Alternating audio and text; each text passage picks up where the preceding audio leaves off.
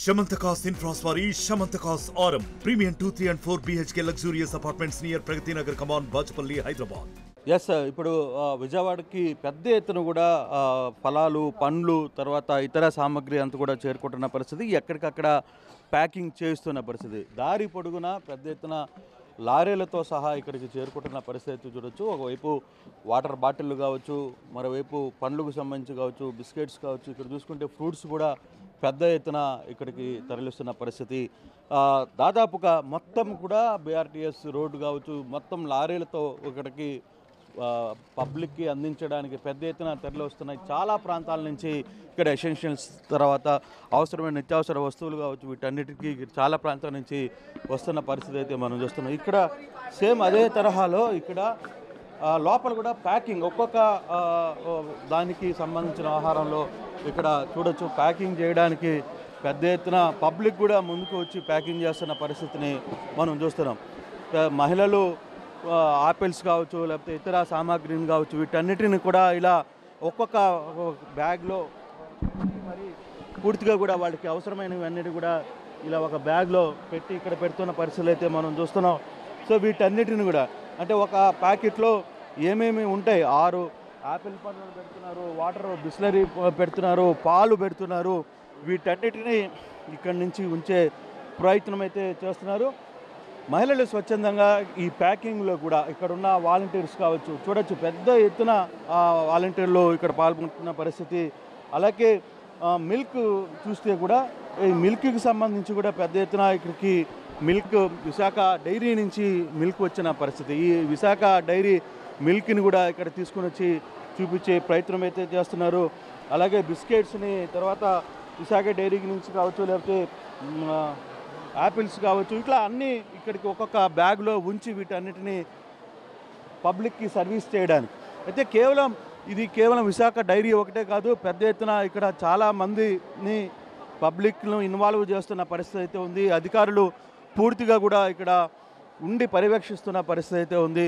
ఎక్కడికక్కడ వీటికి సంబంధించి కంప్లీట్గా వాటర్ బాటిల్ దగ్గర నుంచి బిస్కెట్ల దగ్గర నుంచి ఇతర సామాగ్రి అన్నీ కూడా చేసుకుంటున్న పరిస్థితి అయితే ఉంది. సో ఈ నేపథ్యంలో అధికారులు తర్వాత స్టాఫ్ను తర్వాత లోకల్గా ఉన్న ఇష్యూస్ని వీళ్ళందరినీ కూడా ఇక్కడ ఉంచి ప్రయత్నం ఇక్కడ ప్యాకింగ్కి ఇతర ప్రయత్నాలన్నీ కూడా పెద్ద ఎత్తున చేస్తున్నారు. అంటే కేవలం ఫుడ్ సప్లైమెంటు ప్రాపర్గా వెళ్ళాలి అనేది వీళ్ళ ఆలోచనలాగా కనపడుతున్న పరిస్థితుల్లో ఎక్కడికక్కడ వీటికి సంబంధించి అధికారులను కావచ్చు వీటన్నిటిని కూడా ఇక్కడి నుంచి తీసుకుని వెళ్ళే ప్రయత్నం పెద్ద ఎత్తున జరుగుతుంది. మంత్రులు స్వయంగా ఉదయం నుంచి కూడా చారిటబుల్ ట్రస్ట్, కొన్ని ట్రస్టులు చారిటీస్ వీటన్నిటిని కూడా ఇక్కడికి తీసుకుని వచ్చే ప్రయత్నం అయితే చేస్తున్నారు. స్వయంగా మంత్రి నారాయణ కావచ్చు, వాళ్ళ సిబ్బంది కావచ్చు, అందరూ కూడా ఉదయం నుంచి ఇక్కడ ఇదే ఆహారంలో ఉండి తెల్లవారుజామున వరుసగా ఇది 6వ రోజు నుంచి కూడా 6వ రోజు వరకు కూడా ఎక్కడ మిస్ కాని కొన్ని ఆహారాన్ని నడుపుతున్నారు. అయితే ఇవి ప్రాపర్గా చేరుతున్నాయా లేదా అనేది ఇప్పుడు సమస్య. వీటిని జాగ్రత్తగా ప్రతి ఇంటికి చేర్చాలి. అందుకే ఈరోజు నుంచి రైస్ కావచ్చు, 25 కిలోల రైస్ కావచ్చు, వీటన్నిటిని కూడా ఇంటికి వెళ్ళి చేర్పించే విధంగా ఒక ప్రయత్నం చేస్తున్నారు అనేది చేస్తున్న పరిస్థితి అయితే మనం చాలా స్పష్టంగా చూస్తున్నాం. సో ఈ నేపథ్యంలోనే చాలా ఆహారాలు తర్వాత ఇతర సామాగ్రిలు కావచ్చు వీటన్నిటిని కూడా నడిపించే ప్రయత్నం అయితే చేస్తున్నారు. ఎంతవరకు ఈ వ్యవహారాన్ని చేస్తున్నారు, తర్వాత అధికారులు వీటిని అంటే రీచ్ పాయింట్కి వెళ్తుందా లేదా అనే అంశాన్ని మనం చూడాలి. మంత్రి నారాయణ ఉదయం నుంచి కూడా ఇదే పర్యవేక్షణలో ఉన్న పరిస్థితి అయితే మనం చూస్తున్నాం. సార్, గడిచిన 6 రోజులుగా ఇదే సిచ్యువేషన్ ఉంది. అంటే నిన్నటికి బెటర్ అయింది, సప్లై ఇంటికి చేరడం కావచ్చు, లేకపోతే రైస్ చేరడం కావచ్చు, వీటన్నిటిలో ఈరోజు దగ్గరికి 25 కిలోల బియ్యాన్ని కూడా దగ్గరికి ఇంటికి వెళ్ళి ఇచ్చే ప్రయత్నం చేస్తున్నారు.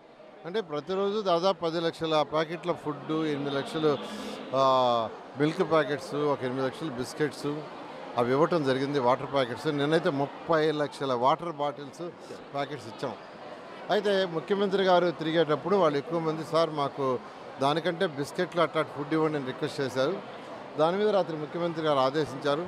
వెంటనే ఒక 6 ఆపిల్స్, ఒక 6 బిస్కెట్ ప్యాకెట్స్, ఒక 3 నూడిల్స్ అవి ఇవ్వమని యాక్చువల్గా రాత్రి ఆదేశించారు. మిల్క్ అదేవిధంగా 2 లీటర్స్ మిల్క్ ఇవ్వమన్నారు. ఈ విధంగా ఒక 5 ఐటమ్స్ని ప్యాక్ చేసి ఇప్పుడు తయారు చేశారు. ఇవన్నీ కూడా మరొక గంటలో బయలుదేరి వెళ్ళిపోవడం జరుగుతుంది. అంటే ఓవరాల్గా సాచురేషన్ పాయింట్కి రీచ్ కావడంలో కొంత ఇబ్బంది జరుగుతోంది అనేది నిన్నటి నుంచి అంటే నిన్న ఒక రకంగా 60% 70% రీచ్ అయినా అది ఫుల్ సాచురేషన్ పాయింట్కి చేరుతుందా అని. అంటే ఫస్ట్ 1.5 డే ఇబ్బంది పడ్డామండి. ఎందుకంటే బోట్లే తిరగబడిపోయినాయి, ట్రాక్టరే తిరగబడ్డది. వాటర్ ఫోర్స్కి నేనే ఉన్నాను సాక్ష్యం. ఆ ఫస్ట్ డే పంపించిన ట్రాక్టర్ నా కళ్ళ ముందే తిరగబడిపోయింది. అలా ఆ ఫోర్స్ బుడమేరు యొక్క వాటర్ వల్ల ఫోర్స్ వచ్చింది. 1.5 డే ఇబ్బంది పడ్డాం. ఫస్ట్ 1.5 డే అయిన తర్వాత అంతా స్మూత్గా జరుగుతుంది. లాస్ట్ ఎండ్ పాయింట్ కొడిస్తున్నాం. ఎక్కడైతే ఈలేమో అక్కడ హెలికాప్టర్లు పెట్టి యాక్చువల్గా 6 హెలికాప్టర్లు పెట్టి ఇళ్ల మీద వేయటం జరిగింది. డ్రోన్ల ద్వారా దాదాపు 60 డ్రోన్లు యాక్చువల్గా పనిచేస్తున్నాయి. డ్రోన్ల ద్వారా ఎక్కడైతే నీళ్లుండో ఆ ఏరియాలో మిద్ది మీదకి పోయి అందించే ఏర్పాటు కూడా జరిగింది. అంటే నిన్న కేంద్ర మంత్రి కూడా వచ్చిన పరిస్థితి, అందరూ ఏరియాలు సర్వే చేశారు. వీటిని ఏమైనా ఎక్స్పెక్ట్ చేస్తున్నారా కేంద్రం నుంచి, ఎటువంటి సపోర్ట్ రాబోతుంది అని? ఖచ్చితంగానండి. ఏమేమి డ్యామేజ్ జరిగిందో ఆయనకి తీసిపోయి ముఖ్యమంత్రి గారు చూపించారు. అవన్నీ ఆయన చూశారు. యాక్చువల్గా చూసి వాటిలన్నింటి ఒక రిపోర్ట్గా ప్రిలిమినరీ రిపోర్ట్ అంటే ఇచ్చాము. ఫైనల్ రిపోర్ట్ ఏంటంటే మొత్తం అయిన తర్వాత ఇస్తారు. ఇచ్చి ప్రభుత్వాన్ని, కేంద్ర ప్రభుత్వాన్ని కూడా డిజాస్టర్లో సహాయం అడగటం జరుగుతుంది. అంటే నిన్న ముఖ్యమంత్రి ప్రయాణిస్తున్న ట్రాక్ దగ్గర ఇన్సిడెంట్ నిజంగా కొంత ఇబ్బందికరమైన, ఇది ఇంటెలిజెన్స్ ఫెయిల్యూర్ అనే ఒక వాదన కూడా వస్తుంది. అటువంటి పరిస్థితి ఏముందా? ముఖ్యమంత్రి ఫర్దర్గా తర్వాత పబ్లిక్లోకి వెళ్తున్నప్పుడు కొన్ని ప్రికాషన్స్ తీసుకోవడంలో ఆయన మరీ ఇదిగా ఉన్నారు. అంటే డిజాస్టర్ వచ్చినప్పుడు మా ముఖ్యమంత్రి గారు యాక్చువల్గా ఏంటంటేనండి, ఆయన ప్రజలే అవసరం వాడినారు. ఎందుకంటే ఈ ఫస్ట్ ఆయన వచ్చినప్పుడు యాక్చువల్గా బోట్లో విజిట్ చేశాడు. నేనే ఉండా, ఇది అజిత్ నగర్ బోట్లో విజిట్ చేసినప్పుడు నేను కూడా ఉన్నాను. సార్ వాటర్ ఫోర్స్గా వస్తుంది, మనం వెళ్ళిపోతాం బ్యాక్ అని అందరూ చెప్తే లేదు లేదు అవసరమైతే ఏముంది ఈత కొట్టుకుంటా పోతా ఉన్నాడు. ఆయన అన్నాడు అవసరమైతే ఈత కొట్టుకుంటా పోతాము, మనకు ప్రజలు ముఖ్యము, అంతేగాని మనం భయపడి వెళ్ళిపోతే ప్రజల పరిస్థితి ఏందని అక్కడికక్కడ చెప్పాడు. నేనే పక్కన ఉన్నాను కాబట్టి భయపడాల్సిన అవసరం లేదు. అలా మా ముఖ్యమంత్రి గారు కొన్నిటికి తీసుకుంటారు. అట్ ది సేమ్ టైం ముఖ్యమంత్రి కాబట్టి అధికారులు, ఇంటెలిజెన్స్ వాళ్ళు తీసుకోవాల్సిన జాగ్రత్తలు తీసుకొని వాళ్ళు కూడా సూచనలు ఇస్తుంటారు. Right sir. సో మొత్తం మీద కార్యక్రమం అయితే ఇక్కడి నుంచి సాచురేషన్ పాయింట్లకి ఇతర ప్రాంతాలకి ఇమీడియట్గా ఇక్కడి నుంచి వెళ్ళే ప్రయత్నం అయితే జరుగుతోంది. ఈరోజు పూర్తిగా కూడా 100% వీళ్ళందరినీ కూడా అందించే ప్రయత్నం అయితే చేస్తాం. పండ్లు, పాలుతో సహా 2 లీటర్ల పాలు, పండ్లు, ఇతర సామాగ్రి, బిస్కెట్స్ని కూడా ఇస్తున్నాం. రాత్రికి మొత్తం ఏర్పాట్లలో కొంత చేంజెస్ అయితే చేశామనేది మంత్రి నారాయణ చెప్తున్న పరిస్థితి. Lotus studio. మరిన్ని వీడియోస్ కోసం ఛానల్ ని సబ్స్క్రైబ్ చేయండి. లేటెస్ట్ అప్డేట్స్ కోసం వాట్సాప్ ఛానల్ ని ఫాలో చేయండి. అండ్ లింక్ డిస్క్రిప్షన్ లో ఉంది.